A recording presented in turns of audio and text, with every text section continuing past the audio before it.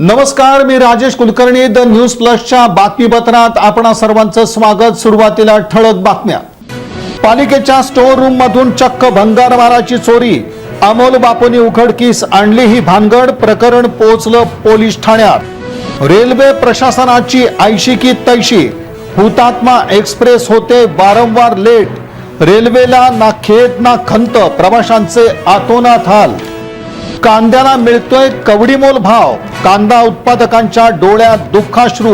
उत्पादनाचा खर्चही निघेना. येत्या 20 तारखेला मेडिकल स्टोअर्सचे शटर्स राहणार डाऊन.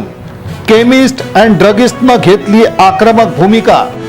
येत्या 28 तारखेला बकरी ईद. शहर काजींनी काढलं परिपत्रक.